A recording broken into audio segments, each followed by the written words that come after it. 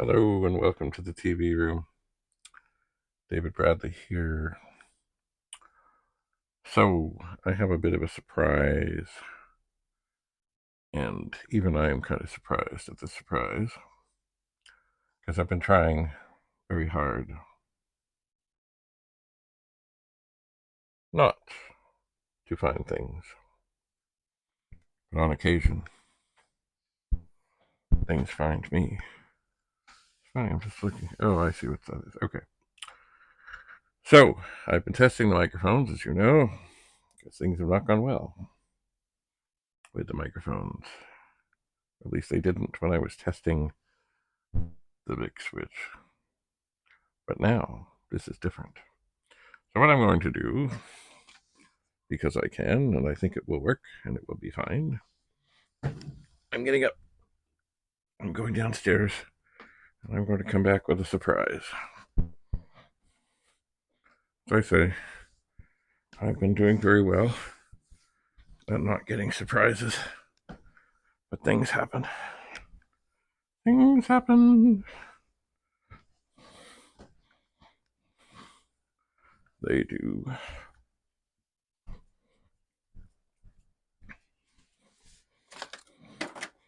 All right, I'm here. That's the scene of the surprise. I just gotta get it just sort of safe and ready to move. And then, oh, I will lift it, and I will head up the stairs. Oh, oh, oh. Okay, so yes indeed. Here we have, oh, excuse me, pardon me, excuse me. Oh. Here we have the 40th pet. It is missing a key, the escape key. It originated life in the Durham Board of Education. And once again, I've been trying not to get more things, but things happen. So this one has, on the front of it, it's like this extra glare screen, and I don't know if it's glued on or if it's velcroed on. I haven't tried to do anything, but it's definitely green looking. And if we open it up, it has a dusty board. Kind of not the oldest, not the newest, kind of in between. It has a ROM chip there. It also has a funny thing here. I'll do another video with a closer up thing. And anyway, I did already attempt to turn this on, and I know there's definitely something wrong. But we'll see how tragic it is. Anyway, I'm going to turn it on. We'll see what it does today. It's been a while since I have turned it on.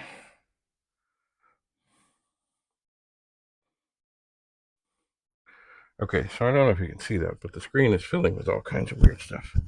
And things are not as they should be. They're not. Maybe I will move this closer. Perhaps I will. Anyway, and of course, but it like right now, okay, so I hit enter. I think if I put in a program, keyboard might be a little wonky. Oops.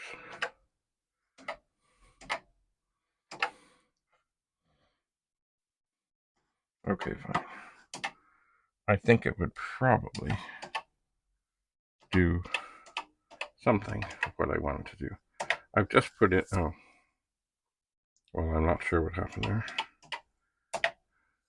Okay, so yeah, it is sort of I told it to fill the screen with X's. It kind of is.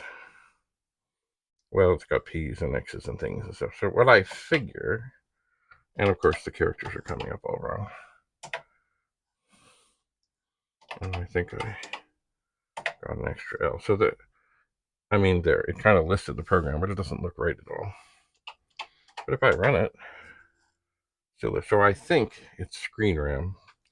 And I should be able to figure out where that is. Now this thing, I'm wondering. I like the looks of this thing. So if it's glued on, I don't want to hurt it. Anyway, so here we have another pet. Now I'm going to turn it off. I'm going to turn it on because I found before, once I did this, it also came up and said more things. Aha, look at this. It says Commodore Basic 4.0 Arbiter 1.4 active. So what does this mean?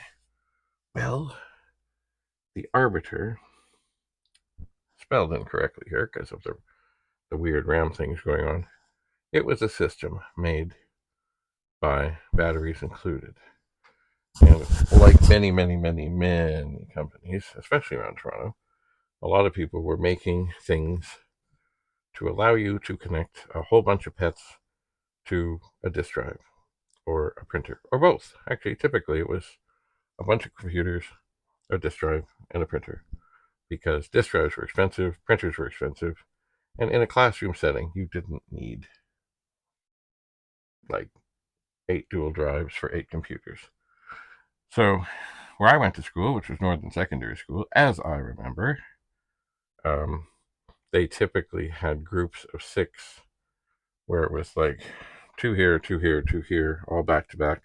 And then at the end was a table, and the table had a disk drive, and I think it had a printer there. I think I'll have to refer, because the same classroom was used in the CBC where we hide and seek, where P1 was out there trying to save itself and not destroy the world, or destroy the world, etc., etc., etc. And anyway, they did have there an arbiter system, and the arbiter, in the midst of filming, I found this quite handy, because basically the arbiter is much like the VIC-SWITCH, and it basically is a control cop or a traffic cop for the IEEE bus in case of the pet. And there was one time when we were having trouble getting things to happen at the right time, as if the room was empty and no one was around, and P1 was just coming alive and doing things. Anyway, I've told this story before. Basically what I was able to do was hide under a desk way in the back on the other side of this group of 6 and have it set up that I was holding the bus, and when I reached up and tapped the space bar and stayed in hiding position in the dark room with the moonlight shining in, at exactly the right moment, the computer on the other side would go. So this thing, it has this arbiter thing. I've not seen this before. I don't want to hurt it. It's also, it's an EEPROM, and it's in a socket here, which would replace another ROM. But also, it doesn't have something over the EEPROM. And the E in EEPROM means erasable. So I need to find something to put over that so it doesn't erase it. So the gist of this pet, from what I can see, is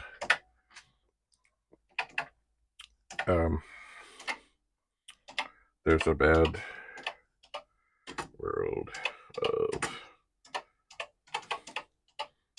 Commodore. No, I missed that. Commodore space quote semicolon colon go to 10, and then I will run this. And yeah, it's running. Huh. I thought, oh, there, I can slow that down. Okay, but it's not printing properly. It's weird. And the chances are, if I list that line, which that didn't happen, L didn't come up. It doesn't look right at all. But I know it's in there right. So, oh. Now it doesn't want to run. R-U-N.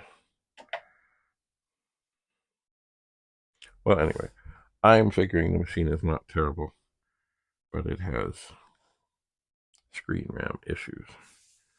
And I'm just going to turn it off for a second and open it up and lift up the holder and look inside. I do. Oh, okay. You know what? I see. Here is the little cover for the batteries included arbiter thing that should be on the chip that isn't on the chip. So just for this moment, to make sure nothing goes bad, I'll just set it on there and make sure it stays there. And as I look around the rest of the dusty board, I see, well, all the ROM sockets are full. I'm not sure what they are for. Because in the PET, there was a couple of ROMs that were not sockets that were not used. And programs would make use of them. So it was like their protection thing. It was. Oh, let's see here. Let's have a closer look. The machine is off. It is dusty. There's the paperclip thing. Many chips are not sockets. I will have to look up and figure out. This board is one of them. It doesn't have the chirpy thing. I think it might be kind of a second version, revision, etc. So I will have to figure out where the screen RAM chips are. Because they're not, well, I just haven't done much with these machines to know that well. I have not.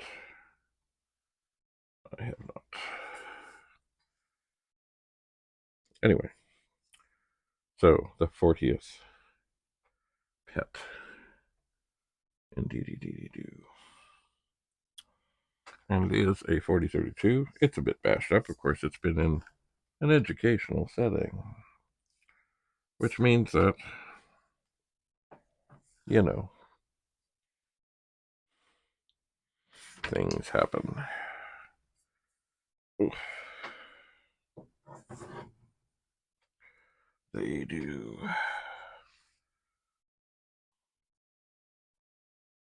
If I had my glasses handy. Oh, there's. Oh, I don't want to touch those. I guess I'm going to touch these. I don't want to knock the camera down. I might be able to see what this ROM is. I might not.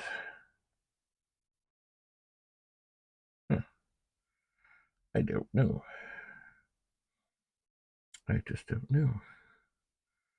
But I think there should be two empty ones, and there is not.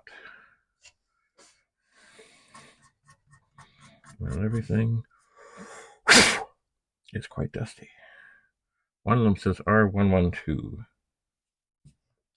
I have no clue which one that one is. And the other one,